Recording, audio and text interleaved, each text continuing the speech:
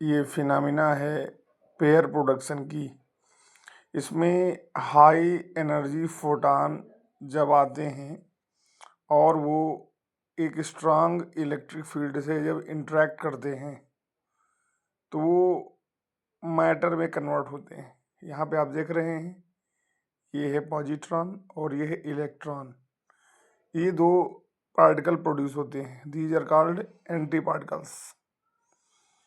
यहाँ पर आप देख रहे हैं कि हाई एनर्जी फोटॉन का मतलब क्या है कि एनर्जी है।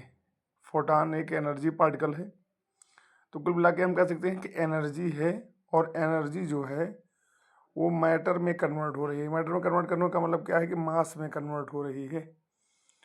क्योंकि जनरली जो एग्जांपल हम देखते हैं वो अपने सामने ज़्यादातर हम मास को एनर्जी में कन्वर्ट होते हुए देखते हैं, लेकिन एनर्जी को मास में कन्वर्ट होते हुए देख पाना हम लोगों के लिए थोड़ा सा इम्पॉसिबल हो जाता है, क्योंकि ये माइक्रोस्कोपिक फिनोमिना है और ये न्यूक्लियर रिएक्शंस में ज़्यादातर होती है।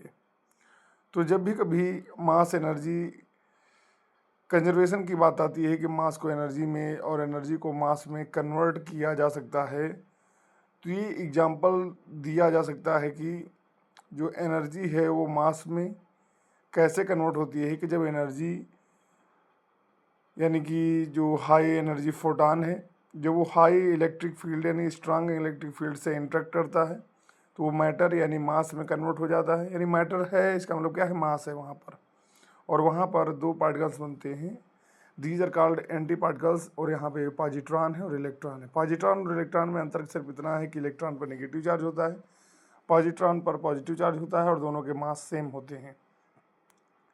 यहाँ पर स्ट्रांग इलेक्ट्रिक फील्ड जो है, यहाँ पर आप देख रहे हैं कि ये जो फिगर है आपको एक एटम का दिखाई दे रहा है। यहाँ पर ये इसका न्यूक्लियाई है, न्यूक्लियस है, और इसके सराउंडिंग्स में ऑर्बिटल्स हैं जिसमें इलेक्ट्रॉन ऊपर हैं। तो न्यूक्लियस भी एक स्ट्रांग इलेक्ट्रिक फील्ड रखता है। तो अगर हाई मतलब एनर्जी फोटॉन को हम न्यूक्लियस से पास कराएं तो वहाँ पर भी ये फिनोमिना होती है। लेकिन बस इसके लिए ज़रूरी क्या है हाई एनर्जी फोटॉन के लिए कि इसकी जो एनर्जी होनी चाहिए वो 1.022 मिलियन इलेक्ट्रॉन वोल्ट से कम नहीं होनी चाहिए, या तो एनर्जी इसके बराबर हो या इससे ज़्यादा हो, तभी ऐसा होगा। धन्यवाद। उम्मीद करते हैं आपको ये समझ में आया होगा कि एनर्जी कैसे मैटर में यानी मास में कन्वर्ट होती है।